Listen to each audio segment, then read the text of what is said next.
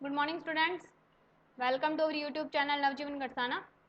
Now we start our 8th class third chapter. Third chapter हमारा complete हो गया but इसके क्वेश्चन आंसर नहीं करवाए थे, तो आज हम क्वेश्चन आंसर के बारे में बात करेंगे.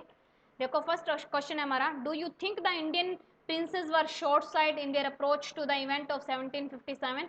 क्या आपको लगता है कि भारतीय राजकुमार जो थे वो 1757 की घटना में बहुत ही कम पहुंच पाए थे? तो yes, the Indian princess short sighted in the approach of the 17, यानी भारतीय राजकुमारों का कोई योगदान ही नहीं था, बस वो अपने राजपाट के अंदर ही बिजी थे, उन्हें जनता की कोई परवाह नहीं थी. तो change the following sentence into indirect speech.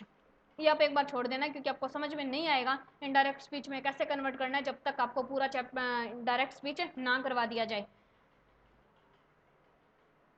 Question number third देखो, इन picture 2 what do you understand by the companies superior weapon?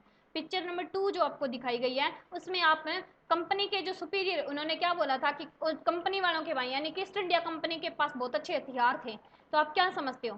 Technically the East India Company was far superior to Indian princes. तकनीकी रूप से हम बात करें ना तो east India company भारतीय राजकुमारों से बहुत अच्छी थी. Who were constantly at war with each other. However, क्योंकि भारतीय राजकुमार कॉन्स्टेंटली लगातार युद्ध करते रहते थे एक दूसरे के साथ. ये हमारी सबसे बड़ी कमजोरी थी इंडियंस लोगों की, एक दूसरे के साथ ही लड़ाई करते रहते थे. The English man had access to better quantity weapon. और अंग्रेजों के साथ पास बहुत अच्छी मात्रा में बहुत अच्छे गुणों के हथियार थे. This promoted the Indian princes to seek their help in their fight. This promoted, इसकी वजह से भारतीय राजकुमारों ने क्या किया? सीख प्राप्त कर लिया, देयर हेल्प, उनकी सहायता अपनी फाइट में, यानी कि उन्होंने अपनी लड़ाई के अंदर उनकी सहायता ले ली. एक राजा ने दूसरे, यानी कि जयपुर ने अजमेर पर अटैक किया, जोधपुर ने बीकानेर पर अटैक किया. तो अगर एक राजा दूसरे राजा के ऊपर अटैक कर रहा है, बंगाल ने राजस्थान पे अटैक किया, तो अपने आपस में लड़ रहे हैं ना, लेकिन उन्होंने क्या देखा, अंग्रेजों के पास बहुत अच्छे वेपन है तो उनकी हेल्प ले ली जाए. These internal rivalry help in the East India Company. तो ये हमारी जो आंतरिक लड़ाई चल रही थी, ये जो हमारा आंतरिक युद्ध चल रहा था ना, इससे ईस्ट इंडिया कंपनी को मौका मिल गया सबड्यू द इंडियन प्रेजेंस, कि उन्होंने एक एक करके सारे राजकुमारों को अपने पद से हटा दिया. And finally gain control over the whole of India. और अंत में जाकर के पूरे इंडिया के ऊपर अपना कंट्रोल कर लिया, यानी कि पूरे इंडिया को अपने अंडर में ले लिया. रीजन क्या थे? ये इंडियन प्रिंसेस थे. सेकंड, फोर्थ नंबर क्वेश्चन क्या है, how did the East India company subdue the Indian presence? ये ऊपर वाले में बता दिया क्या, कैसे उन्होंने राजकुमारों को बाहर निकाल दिया. तो Indian princes were constantly at war with each other, एक दूसरे के साथ युद्ध करते रहते. तो called the English merchant to help them in their fight. उन्होंने अंग्रेजी व्यापारियों को बुला लिया अपनी सहायता करने के लिए. The people had no peace due to such constant fight. लोगों में शांति स्थापित हो ही नहीं सकती थी क्योंकि वो आपस में लड़ते झगड़ते रहते थे. तो the rivalry help the East India Company. इसी युद्ध की वजह से ईस्ट इंडिया कंपनी को मदद मिल गई कि उन्होंने भारतीय राजकुमारों को अपने पद से निष्कासित कर दिया. फिफ्थ नंबर क्वेश्चन क्या है, who is an artisan? Artisan कौन था? Why do you think the artisan suffered? आपको क्या लगता है कि क्या एक कलाकार पीड़ित हुआ था? कलाकार कौन थे, क्या वो पीड़ित हुए थे? पिक्चर थर्ड से ये क्वेश्चन पुट किया गया है. तो an artisan is skill manual work. Artisan कौन थे? एक स्किल मैनुअल, एक योग्यता होती है, एक स्किल होती है, आर्ट जिनमें होती है, कला जिनमें होती है, तो एक योग्यता वाले वर्कर्स थे, कार्यकर्ता थे. हु क्राफ्ट आइटम, जो क्राफ्ट्स बनाते थे, हैंडीक्राफ्ट्स के जितने भी काम होते हैं, हाथ की कारीगरी के जितने काम होते हैं वो बनाते थे. दे में बी फंक्शनल और स्ट्रिक्टली डेकोरेटिव. वे बहुत अच्छे तरीके से कार्य करते थे. स्ट्रिक्टली डेकोरेटिव, उस कार्य को बहुत ही कठोरता से डेकोरेट भी करते थे, सजाया भी करते थे. ठीक है. द आर्टिशन सफर्ड बाय कोज, लेकिन इन कलाकारों को पीड़ित होना पड़ा क्योंकि the British were extracting very high tax from them. क्योंकि अब अंग्रेज लोग क्या करने लगे? वसूल करने लगे बहुत ही ऊंचे टैक्स उन लोगों से, विच र्यून देम इकोनॉमिकली, जिसकी वजह से वो आर्थिक रूप से बर्बाद हो चुके थे. यानी कि सारा रुपया तो वो किन को, उनको टैक्स के रूप में अंग्रेजों को दे देते हैं, तो उनके पास कोई इकोनॉमिकली कुछ बचा ही नहीं था. Moreover machine manufactured good import.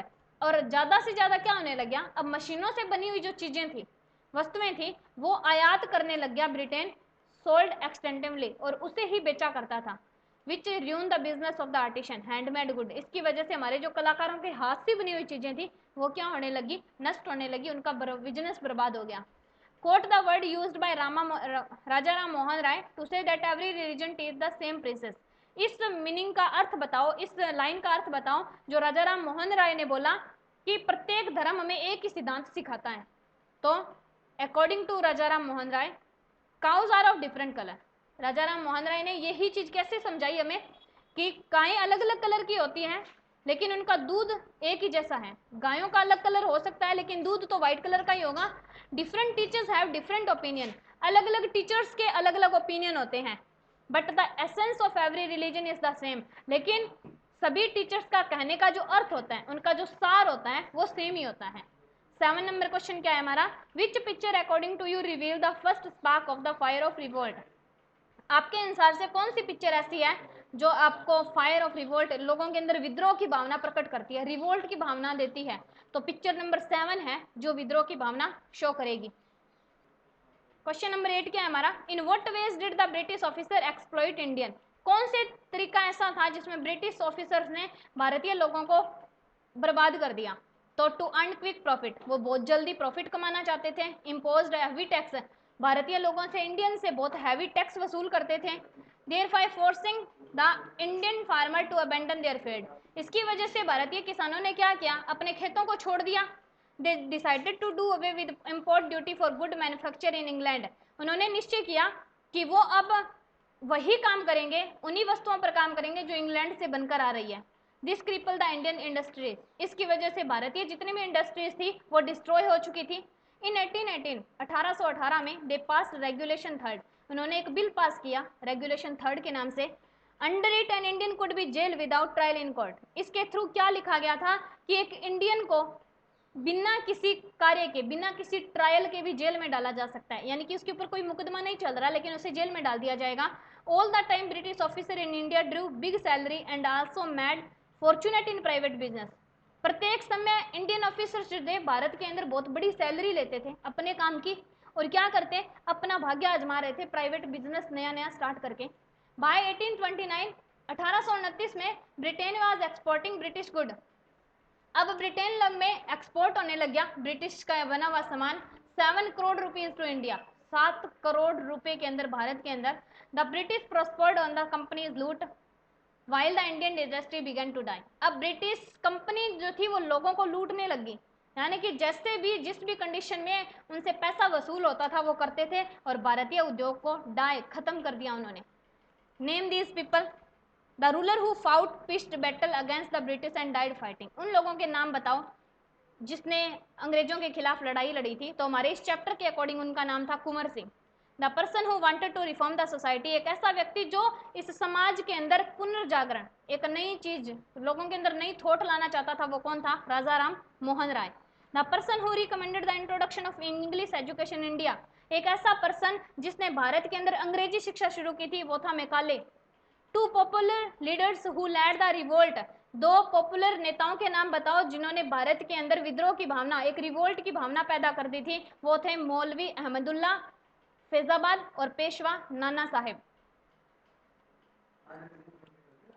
To example of social practice prevailing then, दो एग्जाम्पल बताओ सोशल प्रैक्टिस के। अनटचेबिलिटी, चाइल्ड लेबर, ठीक है, ये हमारे समाज के अंदर बुराई थे, छुआछूत और child marriage. Two oppressive policies of British, अंग्रेजों की दो नीतियां बताओ जो दमन करती है। तो अंग्रेजों ने डिसाइड किया भारत के अंदर बिजनेस मशीनों से बना हुआ सामान शुरू कर दिया, गुड्स मैन्युफैक्चर इन इंग्लैंड, ने सवरली अफेक्टेड इंडियन इंडस्ट्रीज, और भारतीय इंडस्ट्री को बर्बाद कर दिया।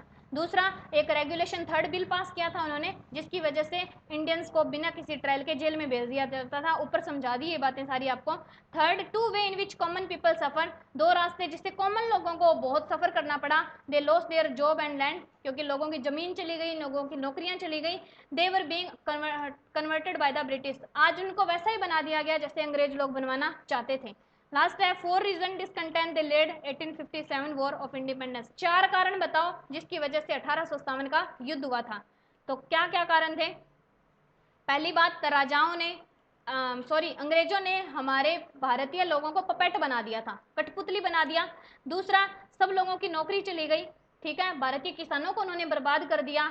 ईस्ट इंडिया कंपनी ने आर्मी के अंदर एक चीज फैला दी कि वो जो भी रिवॉल्वर जो भी यूज करते हैं उसके आगे का जो हिस्सा है वो पिग और काउज के मांस से बना हुआ है। इसी वजह से अंग्रेज भारतीय लोगों के जो रीति रिवाज है, जो संस्कार है, उनको बहुत बड़ा धक्का लगा था। तो इसी वजह से भारत और मुस्लिम बहुत हर्ट हुए और उन्होंने 1857 का जो वॉर हुआ था, फर्स्ट इंडिपेंडेंस वॉर जिसको बोला जाता है, वो स्टार्ट हो गया। तो ये थे हमारे थर्ड चैप्टर के क्वेश्चन आंसर जो कंप्लीट हो चुके हैं। आप अपना वर्क कंप्लीट करो, थर्ड चैप्टर तक हमारे कंप्लीट हो गए। Thank you.